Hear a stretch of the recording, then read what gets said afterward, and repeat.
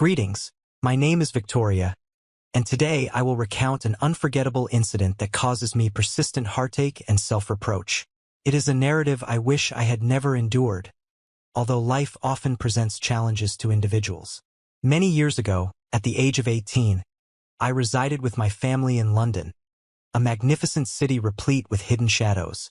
I believed I possessed everything since my family was pretty affluent. Both my parents were accomplished individuals, with my father being a preoccupied businessman. My mother is an interior designer with exceptional taste. Despite their demanding schedules, my parents consistently endeavor to allocate time for me and my twin brothers, Andrew and John, who are 2 years my senior. If I were to characterize them, I would describe them as both remarkably handsome and charming. I have always felt a sense of pride in them. As the youngest child in the family with 2 brothers, I was indulged by my parents, who ensured I lacked nothing, from material possessions to affection. However, I must admit that, despite the magnitude of my parents' love, it pales in comparison to the devotion my brothers have for me. They are not merely my siblings. They are my protectors and companions, consistently safeguarding and nurturing me, which leads me to believe that their love for me is greater. My parents demonstrate their profound concern via gestures and deeds, ensuring that I lead a fulfilling and comfortable existence. However, Andrew and John consistently provide greater support. They comprehend my emotions in a manner that my parents occasionally cannot when I am distressed. They consistently observe, even in the absence of my verbal communication. They are consistently the individuals to whom I can confide, since they always listen. During my childhood, whenever I experienced a fall or was subjected to bullying at school, Andrew and John consistently intervened to safeguard me. On one occasion, I was ridiculed by my peers due to my attire, and upon returning home in tears, the 2 brothers not only consoled me but also confronted my tormentors at school. They employed incisive language and a frosty demeanor rather than resorting to violence, instilling a lasting fear in those individuals that deterred them from ever approaching me again. To me, they seemed heroes, ever prepared to emerge whenever I required assistance. I remember the evenings when the whole family would gather together, but I would only want to sit between Andrew and John. They would always give me tight hugs, sometimes even fighting over who would sit next to me. They always joked that I was their little princess and that it was their job to protect her for the rest of their lives. Gradually, I began to feel that their love was unlike anyone else in the family. They were also the first people to help me overcome the difficulties of adolescence when I felt insecure about my appearance. John spent the evening showing me how to apply light makeup, telling me how beautiful I was without having to change anything. Andrew helped me choose the right clothes, always complimenting me as the cutest little sister in the world. They made me feel special and loved unconditionally in my eyes. My 2 brothers were not only my family but also my most important emotional support when my parents were busy with my homework and always made sure that I never felt lonely. There were late nights when I couldn't sleep. I would often knock on their door and always receive a warm welcome. They would tell me funny stories or simply sit next to me until I fell asleep. It was those little things that made me believe that their love for me was far greater than what I had ever received from my parents. However, that love, the love that I once thought was pure and harmless, was the source of what would haunt me forever, but that story to tell clearly would take more time. It is uncertain whether anybody will comprehend, but the events that transpired when I was 18 were a pivotal moment that irrevocably altered my life. I will elaborate when I possess the fortitude to confront the remainder of that recollection, which remains vivid due to our enduring closeness. I was the youngest individual. Within the family, I frequently engaged in frivolous activities without apprehension of reprimand. Occasionally, I would spontaneously leap in. I would embrace them or find them seated and nonchalantly take a seat on their laps, as if it were quite natural. Andrew and John were more than just siblings to me. Additionally, my 2 closest friends, individuals with whom I felt at ease expressing affection, were present that warm summer afternoon. Having just exited the bedroom, I noticed the sunlight streaming through the large living room window, creating a gentle and pleasant ambience while Andrew and John sat intently on the sofa. While seeing television, I was unaware of the content being shown, although both individuals were highly engrossed. Habitually, I approached them absent-mindedly, massaging my eyes, I refrained from speaking and quietly tiptoed closer. As I neared, I observed that Andrew and John remained oblivious to my presence. She smiled mischievously, sprang onto the sofa, and sat on both of their laps. At that point, Andrew was shocked, and Ethereal laughed heartily, exclaiming, "Little sister, what are you doing again?" I only giggled, remained silent, and settled comfortably on their laps, laying my head on Andrew's shoulder. "What are you two observing so intently?" I inquired but did not receive an immediate response. Upon gazing at the television screen, I discerned that it was a romantic film, and at that moment, the narrative was reaching its climax. The scene was replete with emotion. The two protagonists embraced, their eyes aflame, and subsequently, they shared a fervent kiss. Andrew and Johannes, seemingly aware of my scrutiny, exchanged confused glances. John, smiling bashfully, swiftly covered my eyes with his hand, exclaiming, "Look, Victoria, this is not a children's movie." I laughed, attempting to extricate myself from Ethan's hold, retorting, "I am no longer a child. I am 18 years old." I remarked, my tone slightly playful, yet I was genuinely intrigued. I attempted to glimpse through Ethan's fingers to continue observing while simultaneously laughing and teasing. At that moment, I inadvertently placed my hand on Ethan's thigh for balance. Whether it was intentional or not, my hand brushed against something within his pocket. The firm, warm sensation startled me, causing my heart to race. I quickly withdrew my hand, avoiding eye contact with John or Andrew, and stammered an apology. I abruptly rose up and hurried directly to my room, slamming the door behind me. I pressed my back against the door, my heart racing like I had committed an error. I sat on the bed, troubled by recent events. The image of the remote control in Ethan's pocket repeatedly surfaced in my thoughts, causing me to question whether I was overanalyzing or if it was merely an accident. However, the feelings of shame and embarrassment prevented me from exiting the room, leaving me uncertain about Andrew and John's perceptions of me following this incident. They might dismiss it with laughter, yet the image continued to haunt me, not due to my physical contact with that object but because of the profound shame I felt upon realizing my comfort had led me to transgress a boundary I had never contemplated. For the first time, I perceived that while my relationship with my two brothers remained close, it possessed a fragile boundary I had previously overlooked. After secluding myself in my room for some time, I resolved to descend to the living room, as hunger was beginning to set in and I presumed my family awaited my presence for dinner. Nevertheless, I still felt a twinge of embarrassment regarding the afternoon's events, and I pondered whether Andrew and John were reflecting on what had transpired. Ultimately, I reassured myself that perhaps it was not as grave as I had imagined. They may have overlooked it. I quietly opened the door and tiptoed down the hallway, intent on avoiding any eye contact. Upon nearing the living room, I paused to listen for sounds. It appeared vacant, prompting a sigh of relief.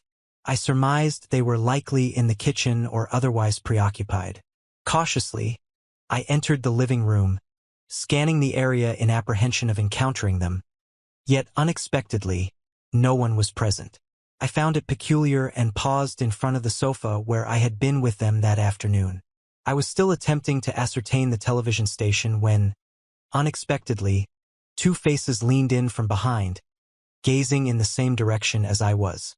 "What are you doing, Victoria?" Ethan's voice resonated directly beside my ear, causing me to startle.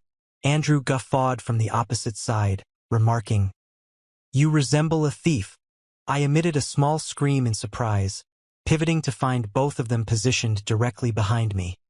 Their abrupt presence nearly halted my heart. All three of us recoiled simultaneously, while John and Andrew exchanged glances before erupting in laughter, leaving me to clutch my chest, both frightened and entertained. I said in mock anger, "You two frightened me immensely," attempting to maintain a serious demeanor. However, I was unable to suppress my laughter, feeling as though I had been suddenly taunted. "What about you? You appear to be awake." Andrew lifted his eyebrows and smiled at something dubious. With a mischievous demeanor, John playfully caressed my head, teasingly inquiring whether I intended to eat. I also chuckled at this comment. As the uncomfortable sensation from the afternoon dissipated, I reflected that what I had just encountered must not be as I presumed. Otherwise, they would not be laughing so heartily.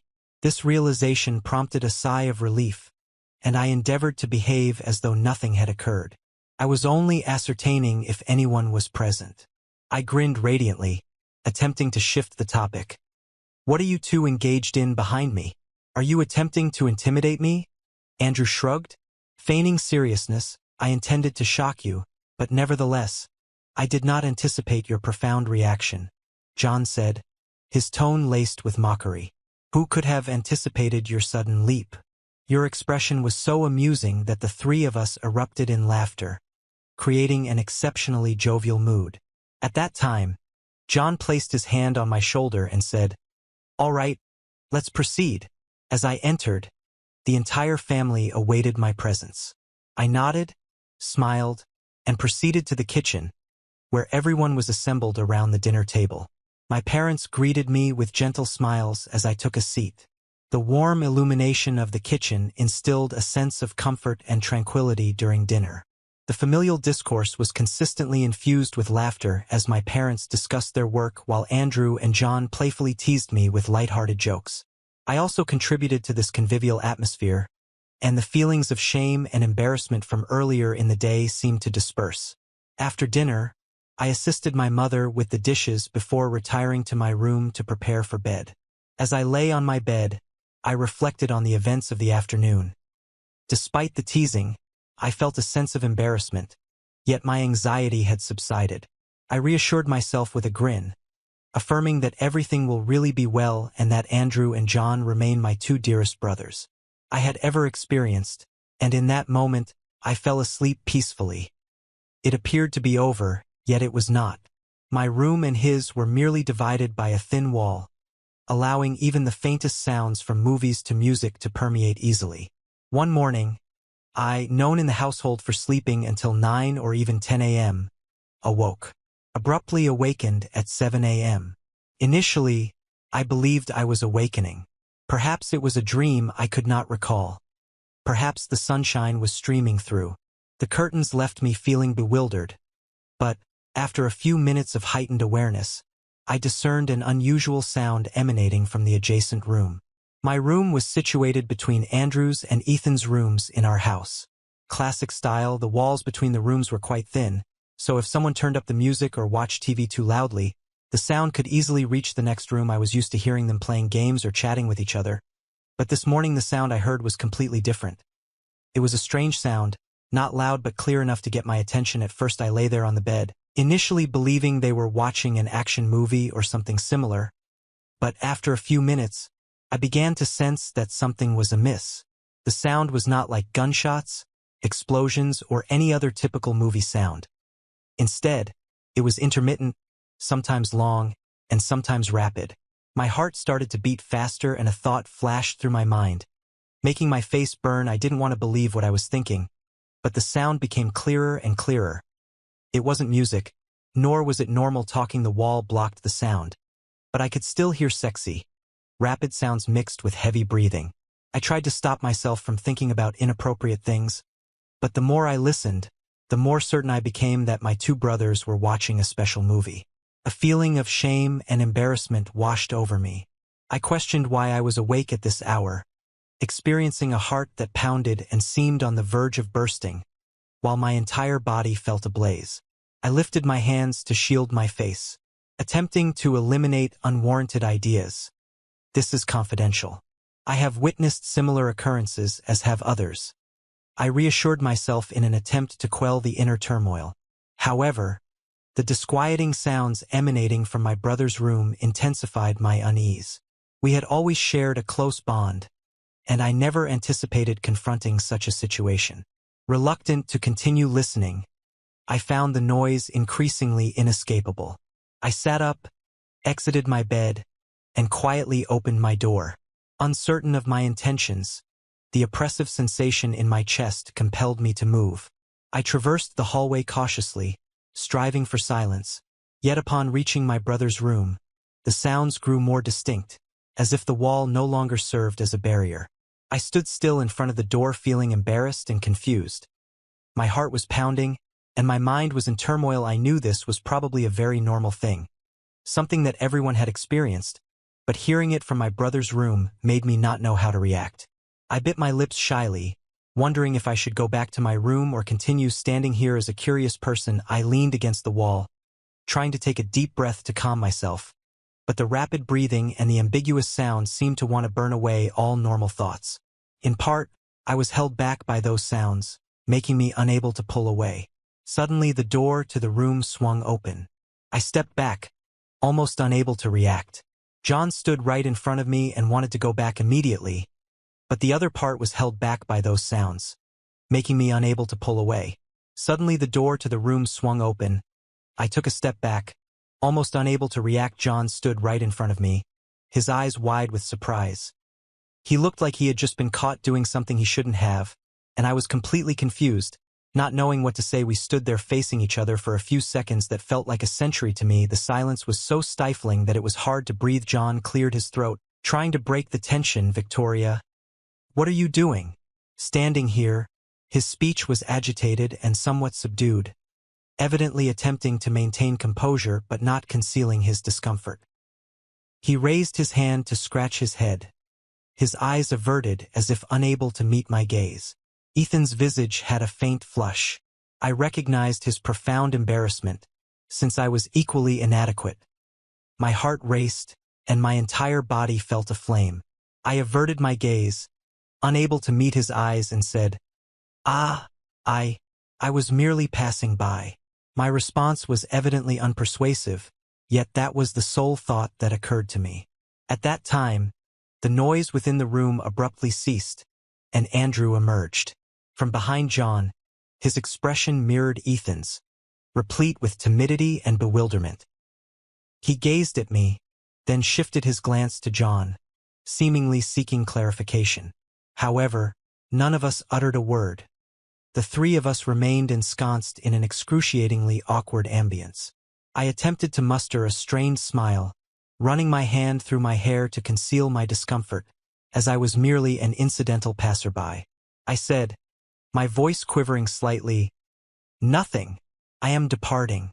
I swiftly turned and departed, eager to extricate myself from the uncomfortable predicament.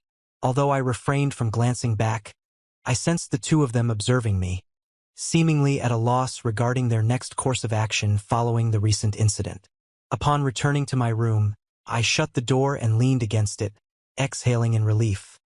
However, my heart continued to race, and an unusual sense of embarrassment surged within me, precluding me from ceasing my thoughts on the matter. Shortly after returning to my room, I seated myself on the bed, my head in disarray with various ideas. The recent incident replayed vividly in my memory. John opened the door with a bashful demeanor and Andrew's look as he emerged from the oppressive environment. Between the three of us, all of it made me unable to calm down. I wondered what they were thinking of me at that moment. They must have felt as embarrassed as I did, maybe even more so, but what made me feel the most awkward was that I had stood there accidentally hearing sounds.